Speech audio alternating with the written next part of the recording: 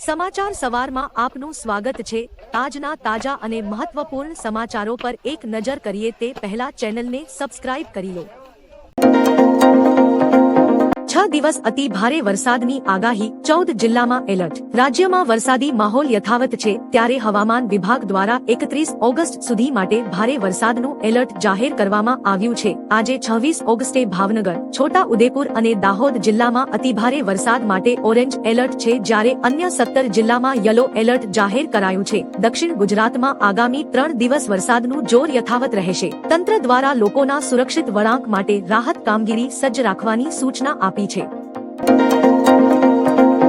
PM મોદીના ભાષણની મુખ્ય વાતો। પાકિસ્તાનમાં ઘૂસી 22 મિનિટમાં સફાટ કરી નાખ્યું ઓપરેશન સિંદૂર। સેનાના શૌર્ય અને સુદર્શન ચક્રધારી મોહનના ભારતની ઈચ્છા શક્તિનું પ્રતીક બની ગયું। ભારતના નિર્ણયોમાં દેશ નહીં દુનિયા અનુભવ કરી રહી છે। પહેલગામનો બદલો કેવી રીતે લીધો દુનિયાએ જોયું છે। ગુજરાતની આ ધરતી બે મોહનની ધરતી છે। હું સ્વદેશી ખરીદીશ એને આપણે જીવનમાં મંત્ર બનાવવાનો છે। દરેક તહેવાર આત્મનિર્ભર માટેના બનવા જોઈએ। આપણું અમદાવાદ શહેર દુનિયામાં ચમકી રહ્યું છે। આજે આપણું શહેર દુનિયામાં ચમકી રહ્યું છે। આજે ટુરિઝમ માટે ગુજરાત એક ડેસ્ટિનેશન બની ગયું છે। દવા, વેક્સિન ઉત્પાદનમાં ગુજરાત આગળ, ઈવી વ્હીકલ ઉત્પાદનમાં ગુજરાત હબ બની રહ્યું છે। ગુજરાતના મેટ્રો કોચ વિદેશમાં એક્સપોર્ટ થાય છે। ગુજરાતમાં એરોપ્લેનના પાર્ટ્સ બની રહ્યા છે। નવા ઉદ્યોગ થકી ગુજરાત મજબૂત બન્યું। રેલવે પ્રોજેક્ટથી ખેડૂતો, શ્રદ્ધાળુ અને ઉદ્યોગોને મોટો ફાયદો થશે।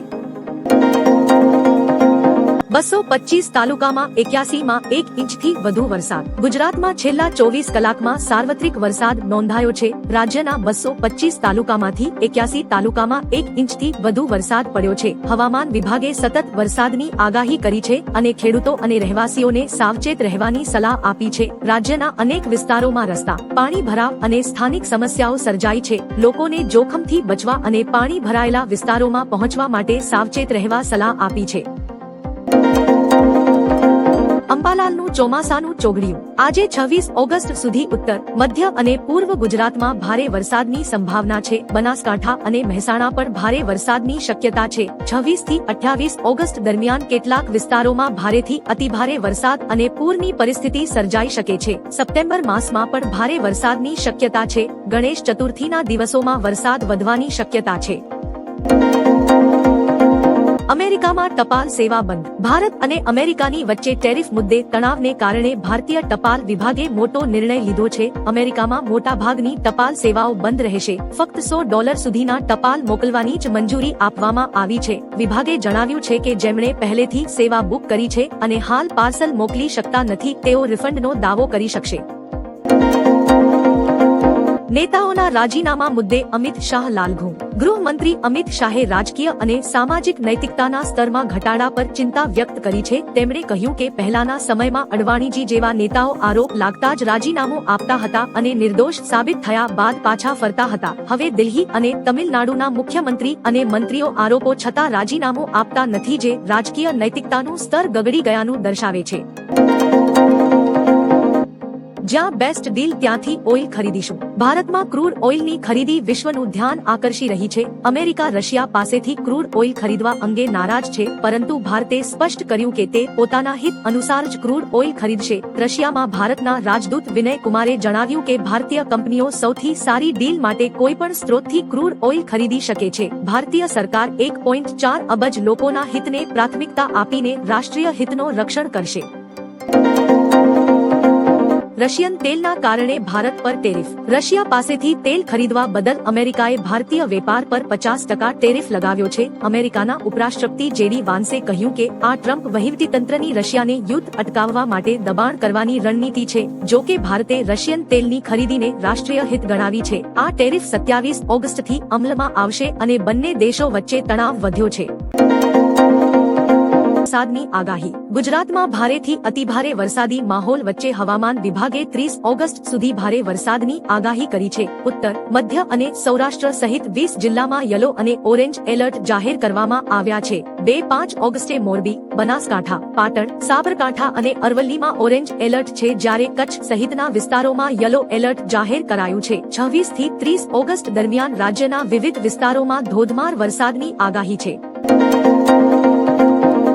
રાજ્યમાં છેલ્લા 24 કલાકમાં 234 તાલુકામાં વરસાદ, સૌથી વધુ ભાણવડમાં 5 ઇંચ. ગુજરાતમાં છેલ્લા 24 કલાકમાં 234 તાલુકાઓમાં ભારે વરસાદ નોંધાયો છે. સૌથી વધુ દ્વારકાના ભાણવડમાં 5 ઇંચ વરસાદ નોંધાયો, જ્યારે જામજોધપુરમાં 4.5 ઇંચ, ભેસાણમાં 4.25 ઇંચ અને ધર્મપુરમાં 4.30 ઇંચ વરસાદ પડ્યો. નડિયાદ અને કોટડા સાંગાણીમાં 4 ઇંચ વરસાદ નોંધાયો છે. પાલનપુર, વ્યારા, વિજયનગર અને ગણદેવી સહિતના વિસ્તારોમાં પણ 3 ઇંચથી વધુ વરસાદ નોંધાયો છે. પીએમ મોદી ગુજરાતને આપશે 1,707 કરોડની ભેટ. પીએમ મોદી 25 ઓગસ્ટે ગુજરાતની મુલાકાતે આવશે. આ અવસરે તેઓ કુલ 1,707 કરોડના વિકાસ પ્રોજેક્ટ્સનું લોકાર્પણ અને શિલાન્યાસ કરશે. તેમાં 1,400 કરોડથી વધુના રેલવે પ્રોજેક્ટ્સ અને 307 કરોડના માર્ગ તથા ભવન વિભાગના પ્રોજેક્ટ્સ સામેલ છે. આ પ્રોજેક્ટ્સથી નાગરિકોને સારી કનેક્ટિવિટી મળશે તેમજ આર્થિક પ્રવૃત્તિઓને પણ વેગ મળશે. ગુજરાતમાં વિકાસને નવી દિશા આપવાનો સરકારનો પ્રયાસ છે.